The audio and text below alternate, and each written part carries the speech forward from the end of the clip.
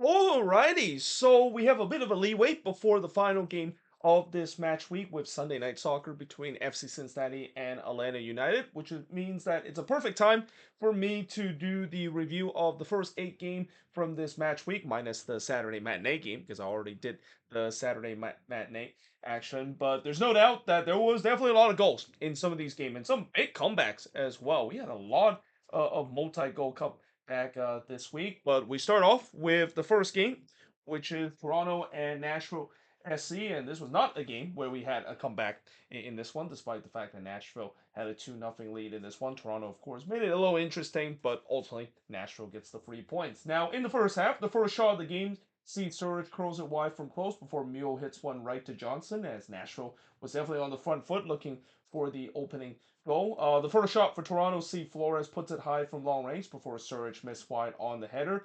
Schaffelberg then fluff his lines from close range. Yeah, that is one that Jacob Schaffelberg would want to have back. But we do head to halftime scoreless between both of these teams. Both of these teams definitely having some chances early on. In the second half, Mukhtar hits it right to Johnson before Bray Hinson goes on his bike there, trying to score a bicycle kick goal of his own. We've seen it a couple times this season, but Willis was there to deny him. It was a great save there for Willis, because if he didn't save that, that's definitely a goal of the week material or goal of the year contention material as well.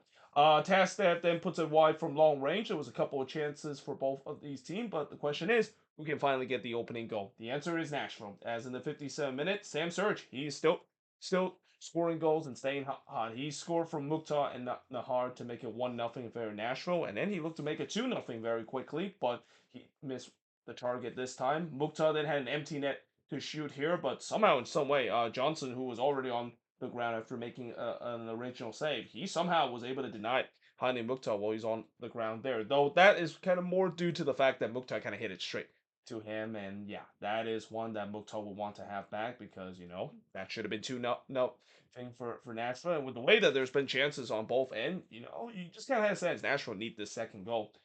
Johnson then denied Mukhtar on the curler before Brent Henson puts it wide on the doorstep of goal. Insigne then puts it wide from close. Toronto have some sustained pressure after kind of surviving a little pressure that Nashville put it in the beginning of the second half, looking for the equalizer. Spicer would then hits it right to Willis before he puts it wide from close just 4 minutes later. Benedeski then hits it right to Willis. It's kind of all hands on deck for Nashville now. And again, we're not getting that second goal earlier. That missed by Hani Mukhtar in the 60th. Is that going to come back to haunt them? Yes, it didn't, because in the 89th minute, Sam Surridge would score again. He scored from Perez to make it 2-0 in favor of Nashville, and that was a big goal too, because just 2 minutes later, Toronto get one back as Jonathan Osorio. It's been a while since the captain has scored a goal for TFC, but he finally gets on the score sheet here to make it 2-1, make it a little interesting late in this one. But ultimately, Nashville gets the 3 points in this one. The shots in this one, 15 shots for the 10 that Toronto has, 4 shots on goal compared to the 6 that Nashville has, 6 shots off target compared to 4 that TFC had,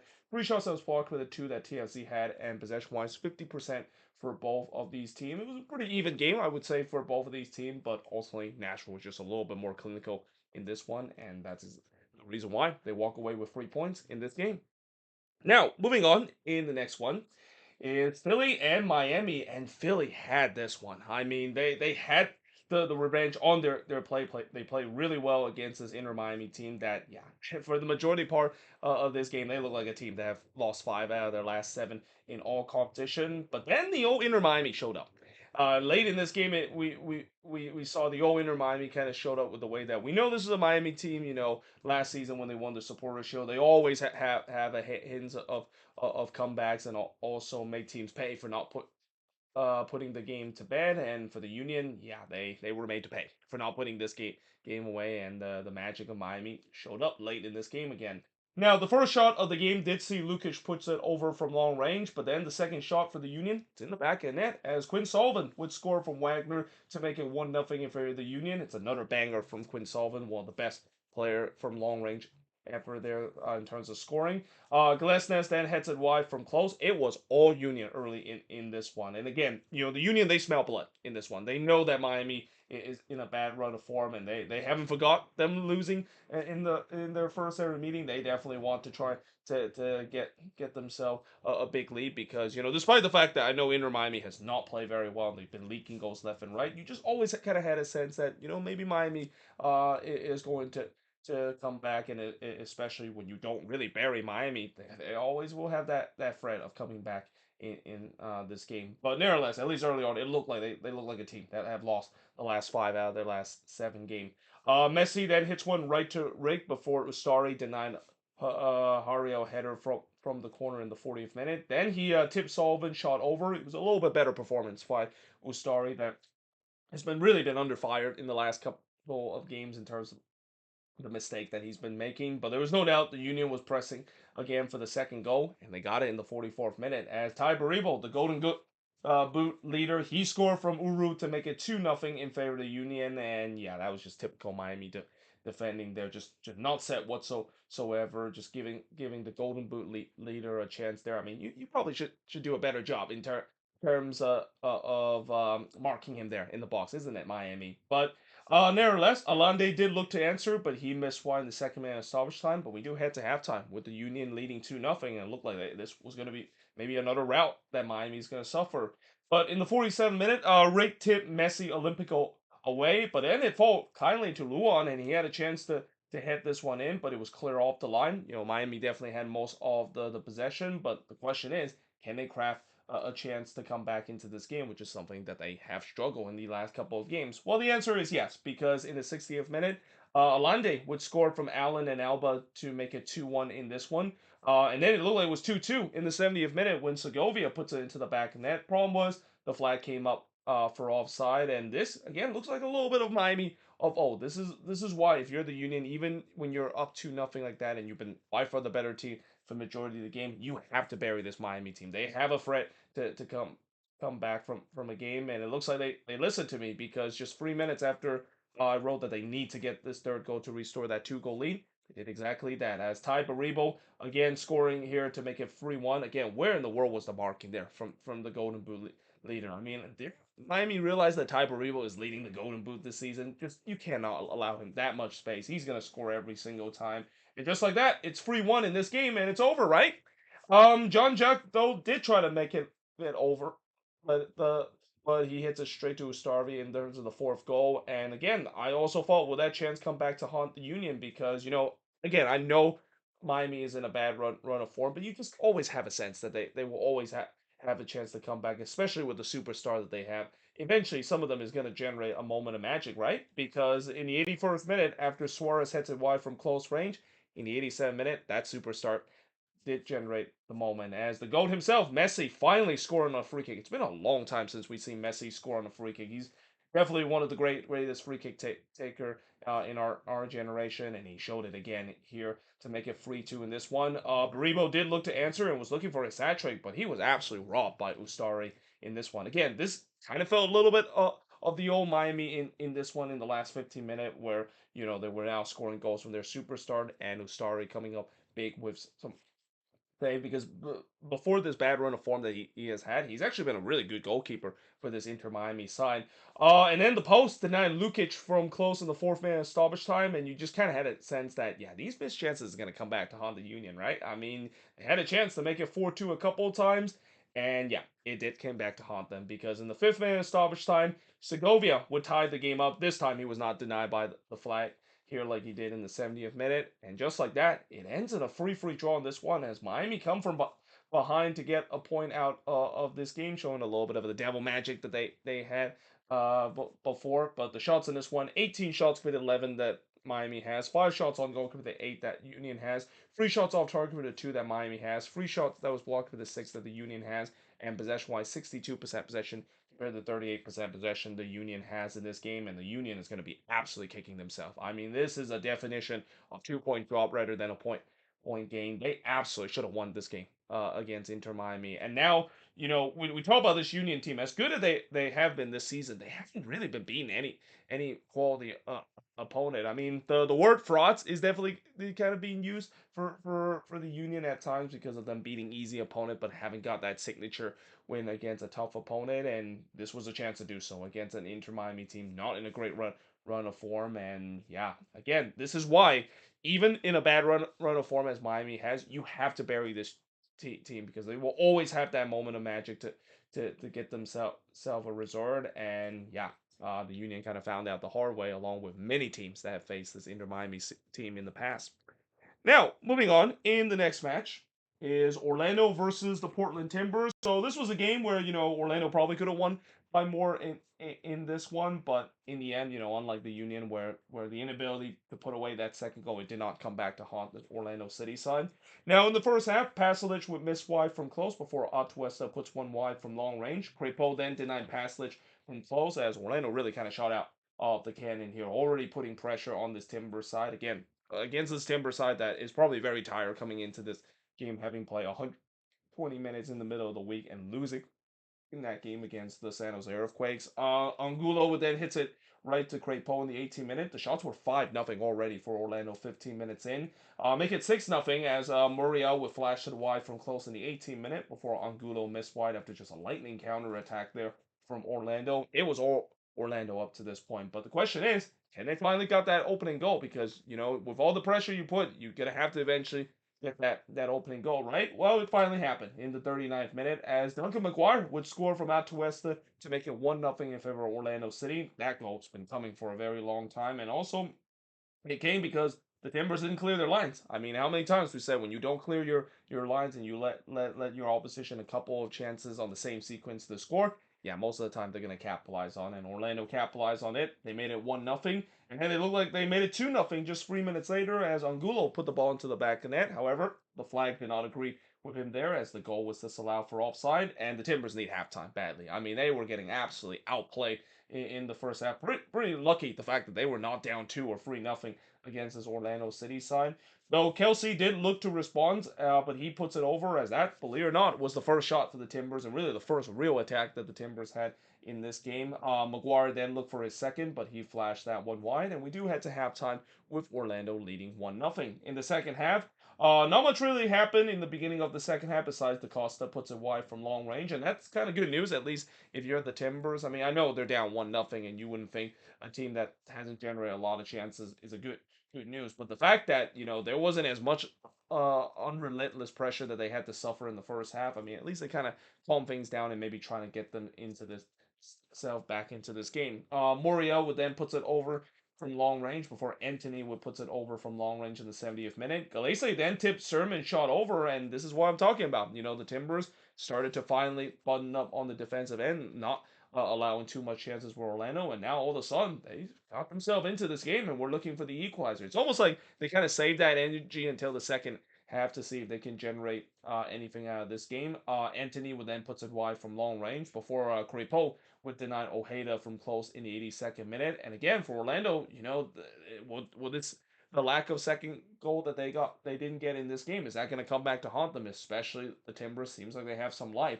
Good news is they were able to close this one out and get the 1-0 win in this one. As the shots in this one, 14 shots with a 7 that the Timbers had, 2 shots on goal for the 4 that Orlando City had, 6 shots off target with the 4 that the Timbers had, 1 shot that was blocked for the 4 that Orlando City has, and possession-wise, 54% possession compared to 46% possession that Orlando City has in this game. And yeah, this game kind of gone according to the script. You knew that this was going to be a tough game for the Timbers, not just to play against a team that's been very good this season at home, but just the fact that you have to travel across the other side of the country on a short week after playing 120 minutes and pretty much doesn't have the legs to do so. Yeah, I'm not surprised to see the Timbers didn't get anything out of this game.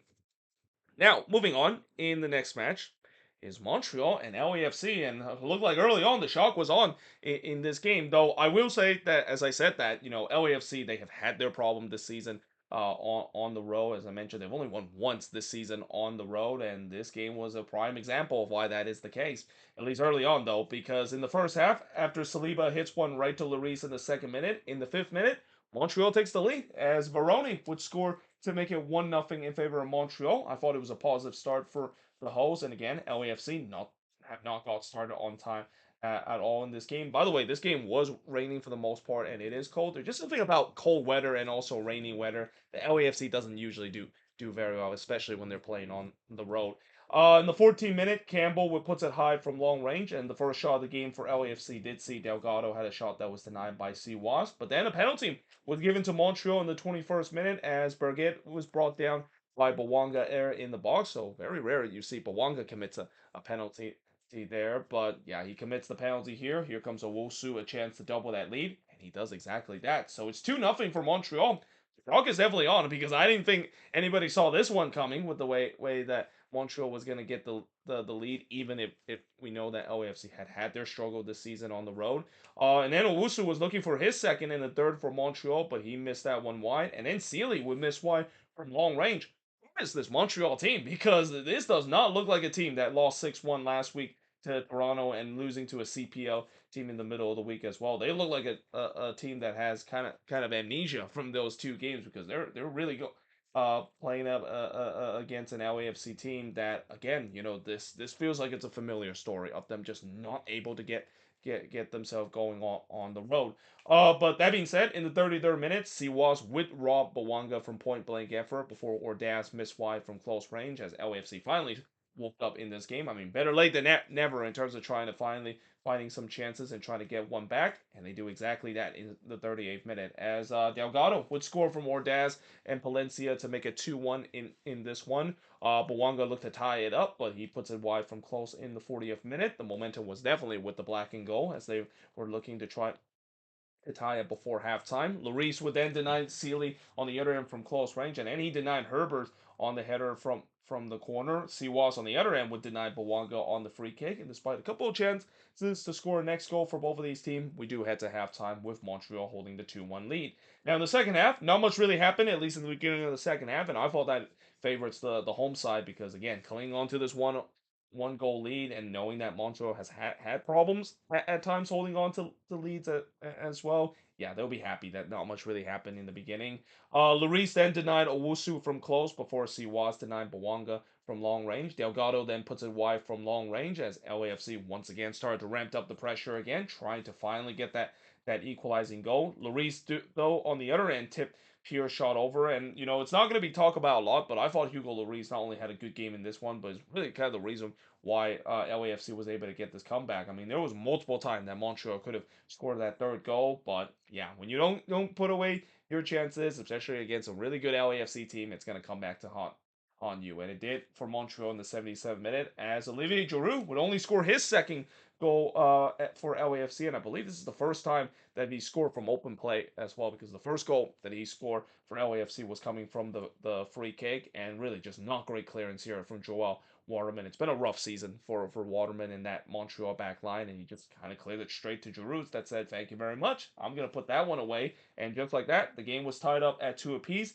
He then looked for another just not long after, but this time he hits it right to Siwas before Bawanga would hits it right to Siwas. As again, LAFC, they smell blood. They want this third goal, want this comeback against a lowly opposition like Montreal, and Montreal definitely was holding on for a draw up to this point. And the good news for the hosts, they do hold on to get the draw in this one. As the shots in this one, 14 shots with the 19 that LAFC had, 9 shots on goal for the 7 that Montreal has. Both teams had 4 shots off target, 5 shots was blocked with the 2 that Montreal has, and possession-wise, 59% possession compared to 41% possession that Montreal has in this game. And I don't think either head coach is going to be very happy about this result, or either fan base is going to be very happy with this result. I mean, for Montreal, having a 2-0 lead and had multiple chances to put this game to bed, unable to do so, and were punished because when they face against a tougher team. And really for LAFC, yes, I know they overcome a 2-goal deficit, but when you're facing against the worst team in the Eastern Conference, and I know they had their struggle this season on the road, but you have to win these games against the worst team in the East, especially against a team that haven't won a single game at home this season. This is going to be these kind of resort that really need to help LAFC to kind of revitalize their role form, because again, the role form this season for LAFC has been absolutely atrocious. And the only reason why they're still pretty high up in the standings is because their home form has been excellent. But it's getting to a point where for the standards that LAFC sets for themselves, they need to be better on the road, especially when you don't win those road games, especially with them going into the play or potentially not being one of the higher seed. Are they going to have that problem playing on the road in the playoffs, especially where, like I said, they have not done well at all this season on the road. Only one win so far on the road, and have dropped a lot of points on the road this season. With that being said, I am now going to switch board and look at the last 4 games to finish up part 1 of this review. Look at the first 8 Saturday night game of match week number 15. So moving on, in terms of the next game, we got DC and the New York Red Bulls in the Atlantic Club, and in the end, the Red Bulls got their revenge against DC earlier this season in the Atlantic Cup. And again, this is just one of those matches where I said in the preview, something's gonna have to give. It's either the bad form that DC has at home is gonna give, or the fact that the Red Bulls have been really struggling this season on the road form is gonna give. And it seems like the Red Bulls overcome the bad run of form on the road to get the Atlantic Cup revenge in this one. Now, in the first half, Harper would miss wide from close as that was the game first shot before Barraza denied Frostberg on a 1v1. I thought the Red Bulls started the better side in this Atlantic Cup. They were looking to try to get the opening goal. Choupo-Moting would then put it over from long range. The shots were 3-0 for the Red Bulls early on. The first shot for DCC, Cornell denied Muro on a 1v1, but then we didn't go through a period where not much really happened. I mean, I wasn't expecting this was going to be a barn burner in this game. But Hack would then hit one right to Barraza from the corner before Bartlett would hit one right to Cornell in the 40th minute. But in the 42nd minute, he gets the first goal of the game as Cameron Harper would score from Frostberg and Carmona to give the Red Bulls a 1-0 lead, and that would be the scoreline heading into the second half. Now, in the second half, not much really happened in the beginning of the second half. It took us until the 68th minute to see the first chance of the second half with Frostberg puts it wide from long range. Schnegg would then hit it right to Cornell before Peklo would put a one hopper right to Cornell as DC definitely have woke up. They were trying to push the tied the game up, but at the same time, they weren't really creating too much dangerous chances. Cornell has been pretty easy to deal with these one hopper chance. Stroud had another one hopper chance, but this one was hit right to Cornell before Barraza denied Harper, but he gave up a rebound here, and Bogusz had a chance to pounce on it, but it was also so denied by Barraza. So Barraza coming off some big save to keep his team in this game, but nevertheless, and actually didn't wrote it on the board here. The Red Bulls actually got themselves a second goal as we speak. Do I have a pen right here?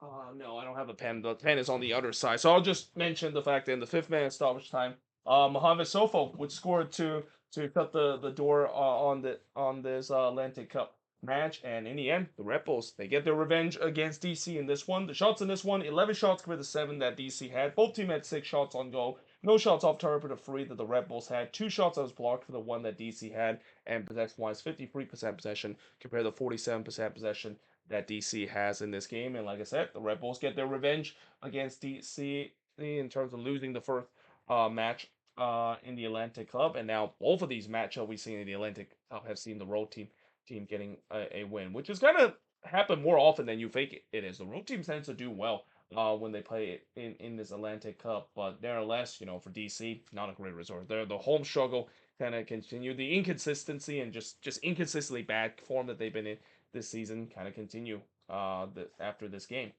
Now, moving on in terms of the next match, it's Charlotte and Columbus, and boy, did Charlotte needed this one badly. I mean, this is a team that have lost 5 in a row, and things are just kind of fall apart for this team. And in many ways, I thought this was probably the best that they played doing this last five games. I mean, it's no surprise when they, of course, get the win in this one, and they really kind of had to fight tooth and nail in this game to get the 3-2 win against Columbus.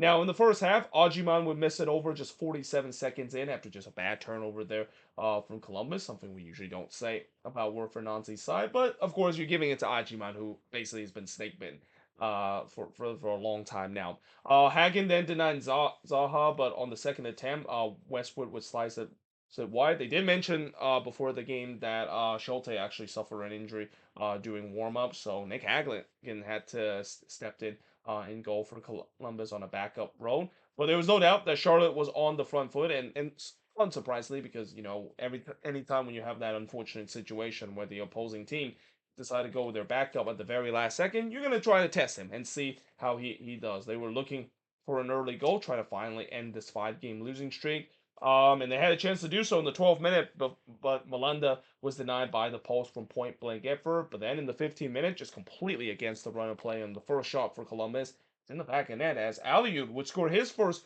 career goal for Columbus. He scored from Farsi and Rossi to make it 1-0 in favor of the Crew. Good news for Charlotte is that lead didn't last long because just 4 minutes later, finally happened. Patrick Ajiman finally has break the shackles that's kind of kept him throughout the season in terms of the goal scoring department. He scored from Pep Biel to make it the 1-1 in this one, and yeah, that was one that I'm pretty sure Hagen would want to have back. I think he clearly should have got there first when the ball crossed. And I mean, anytime when you're a goalkeeper and you're trying to get to the ball from the cross in the corner, you have to get there first, because if you don't get there first, that's what happened, and with the opposition team taking advantage of it. But yeah, just like that, it was tied up at one apiece, and that goal from Rajiman, it that not only broke the shackle, but the floodgates finally started opening him, because just 5 minutes later, he scored again. This time from Zaha to give Charlotte a 2-1 lead, as they have kind of turned the game on its heads a little bit. I mean, I say that, but they were the better team for the majority of the game, but they're showing some grit. They could have easily crater after giving up that goal against the run of play, but now they lead it 2-1 in this one. Arsene did look to answer, but he hits it right to Kalina before Pep Biel puts it wide from close range, and we do head to halftime with Charlotte leading 2-1. In the second half, Gastag would hit one right to Kalina before Rossi missed wide from close range. Columbus definitely started the second half the better side, as they were pushing to try to get the equalizer. Hagen would then tip Vargas shot over, or yeah, tip Vargas shot over from close before he denied Anjiman of his hattie on the header. Won't be the first time that the backup netminder for the Crew denied Anjiman a hat trick in this one, but there was no doubt that Charlotte was pressing for a third goal. Though on the other end, Kalina would deny Rossi from close range, but in the 65th minute, he would give up the equalizer for the Crew, as Amundsen would tied the game up at two apiece. And yeah, for Kalina, it's been a struggle this season. He has looked nothing like the goalkeeper of the year that he was last season. Once again, with a bit of a gap, dropped the rebound here, allow a juicy rebound right into the path of Amundsen, who buries it. And just like that, the game was tied up at two apiece. Abada did look to answer, but he hits it right to Hagen before Rossi would hit it right to Kalina, and then Marshall Ruddy would hit one right to Hagen as well. As the game definitely was up for grabs. Again, when we saw the first meeting between both of these teams, it was a very entertaining game, and not surprising that this was the same case again. And this is kind of makes me really hoping that we're going to see a playoff matchup, especially maybe even in the first round as well, with the way that Charlotte has kind of struggle lately. But that being said, in the 75th minute, they would retake the lead again, as Pep Biel would score from Zaha to make it 3-2 in this one.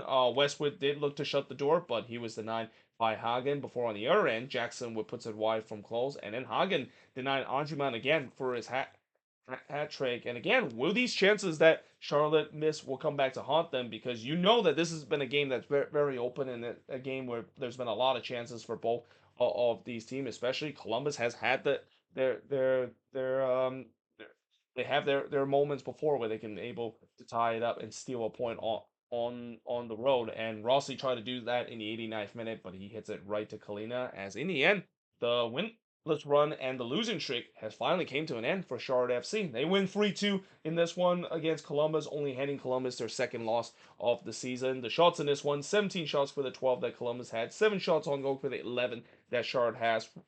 3 shots off target for the 2 that Columbus had, 3 shots that was blocked for the 1 that Charlotte has, and possession-wise, 63% possession compared to the 37% possession that Charlotte has in this game. And really, for Columbus, I don't think this was a bad game for Wilfred Nancy's side, and it's unfortunate that they have to call on their backup netminder Hagen on an emergency basis, and he of course made some good big save. Although the first goal that he gave up, probably he would love to have that back, and if Schulte was in goal, they probably wouldn't have given up that goal. But nevertheless, just Charlotte just wanted this more, and they have to, because again, this has been just a downward spiral that this Charlotte team has gone in the past month. It is hard to believe a team that just 1 month ago they were at the top of the Eastern Conference, but ever since that losing run, and it really started against Columbus, that's kind of when the losing run began. Yeah, now that they desperately need a win, and it's kind of ironic the fact that they finally ended that losing run against the same team that kind of started this losing run in the first place. Now, moving on, in terms of the next match, is Minnesota and Austin FC, and I knew it. I knew this was going to be a game where the Loons are going to play down to their competition, and once again, a game where, this Minnesota team, I think there is a real reason why they struggle against these teams that they should be. When you play a counter-attacking style play like this Minnesota team, and what Ramsey Ball is all about, when you play against weaker team that is going to be happy to kind of let you have the ball. It's so surprised that they struggle in terms of that department. In fact, this game I think they had the most possession that they've ever had this season, and this is really the first time this season they actually have more possession than their opposition, and it's no surprise that they struggle as a result of it. So I will say that Austin did a really good job defensively this season. Austin is one of those teams that is really hard to break down this season, and not to mention they kind of decided to play the Minnesota game in this one and even score a goal that kind of took a page out of Minnesota and Ramsey ball as well. Now in the first half, Vasquez would hit one right to Dane Sinclair as that was Austin's first shot. That also came off a bad header backwards from Oliver Shai. So yeah, that was one that the Loons got very lucky that was not punished as a result. But Le did hits one right to Stuver before Marcanic had a shot that was deflected and goes high. But then in the 16th minute, Minnesota takes the lead. And of all players that takes the lead, it's Michael Boxall. It's been a long time since Boxy has scored a goal, but he scored here from Romero and Pereira to make it 1-0 in favor of Minnesota. It comes off of a set pieces because, Minnesota this season, pretty much the set piece king of MLS. They've scored the most goal this season on the set piece this year. Oluwaseyi did look for a second, but he was absolutely robbed by Stuver from close range. The momentum was definitely with the Loons as they were looking to try to get the second goal, but instead, Austin ties it up in the 27th minute. As Zane Kolmanic, another guy that hasn't scored a lot of goals. So here we have a center back scoring a goal and also a right back scoring a goal as well. I'm pretty sure that was not what everybody thought that would happen in terms of the goal scoring this game, but hey, that's what happened as Kolmanic would score a rare goal here from Uzuni and Bakari to tie the game up at one apiece. And like I said, Austin kind of gave Minnesota a little taste of their own medicine on a beautiful counter-attacking move there, something that I've always seen Minnesota does very well. And Austin says, "Hey, here we'll give you a little taste of your own medicine in terms of us trying to go on the transition." And also, not to mention that play all started because of a long throw in, and this is kind of the risk I would say about the long throw in that Minnesota and Ramsey might have to consider the fact that when you push so many men forward, when you don't win that original header, and teams can go on the counter attack relatively quickly because you leave a lot of space in the box. Yeah, that is going to be something that I think Ramsey is going to have to be worried about in the future as well. But that being said, in the 36th minute, Uzuni would hit one right to Dane Sinclair because Uzuni is pretty much snake bitten this season. It was all Los Verdes up to this point as that back line from Minnesota looked not only rattled but looked really, really shaky. Bakari would then hits one right to Dane Sinclair before Uzuni puts one over the bar because he's snake bitten this season. I would also say that Minnesota need halftime badly because Austin was pressing hard to try to get that opening goal, and if it wasn't because of the lack of finishing, they probably would have had that I said opening goal, but it was a lead for them up to this point. But we do head to halftime with the score tied up at one apiece. In the second half, Romero would puts it way high from long range as Minnesota has most of the possession, but that's exactly what Austin want to do. They want to force the Loons to have much of the possession. As Austin was elected to sit back and counter. It's almost like I think Austin probably saw what Minnesota did in the first game between both of these teams. That we're gonna turn the table on Minnesota. We're gonna be the one that actually gonna sit back and try not to have a lot of possession. And keep in mind, this is another game where it's between two teams that just don't want to have possession, which I think that kind of also is the reason why we didn't see a lot of chances because it just feels like it's a very disjointed play where, one team said, here, you have the possession, and then the other team said, no, you can have the possession, and it's just kind of like a back and forth kind of play where neither of these sides was really able to string the transitional attack that they want to. Stuver would then deny Pereira from close before Pereira had a shot that was deflected onto the Wonderwall. The Loons were definitely trying to push the lead back, but again, not a lot of dangerous chances that they create up to that point. Diaz would then miss wide from close range before Stuver denied Yaboa from close in the 82nd minute. Harvey would then hit it right to Stuver as Austin, it feels like they're just kind of packing it in a little bit. They're trying to hold on for a point in limiting these quality chances that the Loons were getting. Pereira would then flash one wide from long range because all of a sudden Joaquin Pereira, after he scored that banger of the goal against Austin, he has his eyes lit up every time when he has a chance to shoot from long range.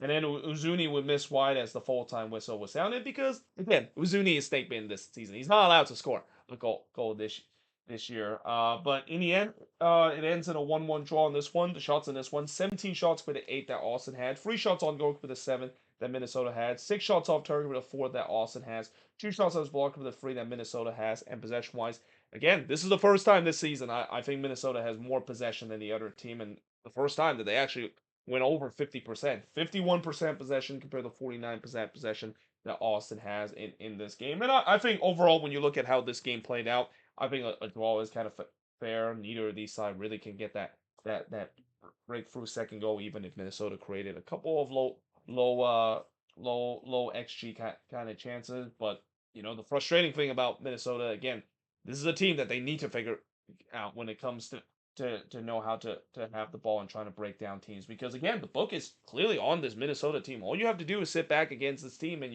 you're able to do well. And this is where, again, for Aaron Ramsey, he's going to have to make those adjustments, because teams are going to keep doing this to Minnesota until they do. And while I know Minnesota did kind of had a little bit of success against St. Louis when they had more of the ball, that was against St. Louis, against one of the worst team in the West. Again, for Minnesota, I think that's going to be something that they're going to have to again work on, especially against these teams that they should beat them. Because again, I know some might think that it's a good point for Minnesota to earn. We got to remember they got a really tough stretch coming up. I mean, Vancouver, Seattle are the next two opponent, both in a 3-day stretch. Dropping points at home, especially against a beatable team, that's going to really hurt this team if they aren't able to get points against a much tougher opponent and want to keep themselves up in the standings. But for Austin, it feels like, for Nico Estevez side, they're starting to find that groove again that they had in the early part of the season, a groove that, it might not be pretty soccer that they're playing, but they're getting the points and limiting the chances, because doing that bad run of form that they had, it was mainly because that the defense just kind of took a toll on itself and making some silly mistake. And then the attack, obviously we know about this Austin attack. It's not good whatsoever this season. Now, moving on into the last game on this board, it's Sporting KC and the New England Revolution. So this was another game where we saw a crazy comeback that has happened, and a wild game has happened. And what's kind of interesting about this game, as I'll talk about in part number 2, we saw a game very similar to this when I talk about part 2 of the review and looking at the other late West Coast Saturday night game. But in the first half, Showery with the game's first shot, but he puts that one over before he was in on goal again, but missed wide in the 6th minute. There was no doubt that Sporting was on the front foot. They were pushing to try to get the opening goal, but instead, New England gets the opening goal as Thomas Shankalai on the first shot of the game for the Revs score from Ganago and Keo to make it 1-0 in favor of the Revs. And then just 9 minutes later, they double that lead as Jacob Bartlett unfortunately put the ball into his own net. And just like that, New England were up 2-0, and really that momentum quickly changed in favor of the Revs, because with all the positive start that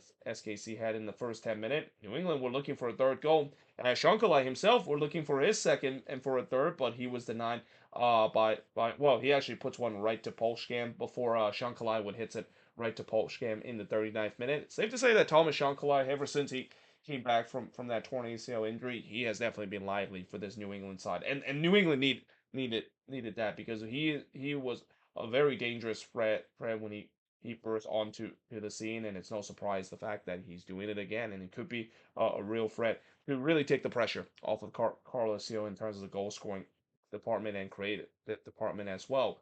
But really, besides the first 10 minutes, again, it's been all New England, as they're the one that looked to try to get that third goal. Shankalai would then miss over from close in the 42nd minute, and we do head to halftime with New England leading 2-0. In the second half, Showery would miss high from close. It was a much better start for Sporting KC heading in to the second half, looking to try to get one back, and they did exactly that. As in the 53rd minute, I mean, if you're going to keep giving Daniel Showery a chance, he's eventually going to bury once, and he did here to make it 2-1 in this one. And a lovely tribute there for Showery as well. He did the celebration tribute to the late Gadi Kinda, who sadly passed away on Tuesday because of illness. But that was also one that, yeah, for Ivasic, he would want to have this one back. I mean, just allow a juicy rebound there, and was immediately punished. I mean, Ivasic has been pretty good this season for New England, but that is definitely a goal that he would not only want to have back, but a moment he does not want to look back as well. But in the 56th minute, Joveljic had a wicked deflection that struck the post. The momentum was all with Sporting KC right now. This was really a game of momentum with how it went, and now they were pressing to try to get the equalizer. And they got a chance to do so because the penalty was given to SKC in the 57th minute as Fofana brought down Joveljic in the spot. So here comes Joveljic a chance to bury it. He usually doesn't miss from the spot, and he doesn't here as that ties the game up at 2 apiece. And then 2 minutes later, they take the lead as Manu Garcia scored from Tommy and Busan to make it 3-2 in favor of Sporting KC. Just an absolute meltdown for New England. I mean, they have not only not showed up in the second half, but also are allowing goals that are pretty preventable as well. Though again, Sporting KC, we have seen them do this before this season. Remember the Minnesota game when they looked like they were down and out, and somehow in some way out of nowhere they score or 3 goals in quick succession, and they have the lead up to this point. And you're thinking they should have the momentum, right? Well, no, because again, this was a game of momentum. As in the 72nd minute, Polster looked to tie it up, but he hits it right to Polskam before Ganago looked like he tied it up in the 76th minute, but the flag came up for offside. And like I said, New England finally woke up in the second half. The momentum now shift right back to the Revs. Post-game then denied Urruti from close before Bai hits it wide from close range. SKC was starting to kind of park the bus. And again, I know you want to kind of pack it in when you're playing at home, but you're still facing against a really dangerous New England team as well. And anytime when teams decide to go a little row heave mode, yeah, it doesn't usually bode well. And guess what? It didn't bode well for Sporting KC in this one because in the 84th minute, New England got their deserved equalizer as Maxi Urruti. What year is this? I mean, it feels weird to say Maxi Urruti scoring a goal in the year of 2025, but he scored here from Diaz and Yusuf to tie the game up at 3 apiece. And again, anytime when I mention Urruti and Diaz on the goal scoring and assist chart, it feels like we're back in 2019 all over again when both of those guys were very effective for their respective team. But yeah, for Maxi Urruti, it's his first goal since 2023 and the first for the Revs as well. Yusuf would then look to try to get the lead for New England again, but he puts this one over before Tommy would puts it wide from close. Rosero would then hits it wide from close as there was a lot of minutes of stoppage in this one. This was just a really crazy game. But in the end, it ends in a free draw in this one. The shots in this one, 16 shots with 11 that New England has, 6 shots on goal with a 5 that Sporting KC had, 6 shots off target with a 3 that New England has, 5 shots that was blocked with a 1 that New England has, and possession-wise, 57% possession compared to the 43% possession that Sporting KC has in this game. And this is kind of another one of those games where I think both fan base will be left feeling that they should have got 3 points out of this game. I mean, for New England, yes, they show that tenacity after going for a bit of a meltdown to begin the second half, but they had their moments to win this game late as well, and especially blowing a 2-0 lead is never a good feeling. Either you're playing at home or on the road. And for Sporting KC, again, yes, they had that incredible comeback, but the fact that they went so defensive late in the game. Again, when you decided to be defensive, and the old saying in the NFL, when you try to play that prevent defense, yeah, it's not gonna go so well for you. I mean, there's the old saying, prevent defense is pretty much losing defense, and for Sporting KC, I feel like they put the foot off the gas way too early and really shouldn't have let New England back into the game, because as soon as they let them back into this game, yeah, no surprise they weren't able to hold on to that lead. But there you have it. That is pretty much it for the review of these first 8 games to finish up. Well, actually, these first 8 games in terms of the Saturday night action. Tomorrow we'll be doing the review of the last 3 Saturday night game, and also do the review of the Sunday game as well, because I actually have something to do later tonight, aka ground hop. But either way, hope you guys enjoyed this video. If you do, make sure you like, smash the subscribe button, and yeah, I of course will see you guys next time.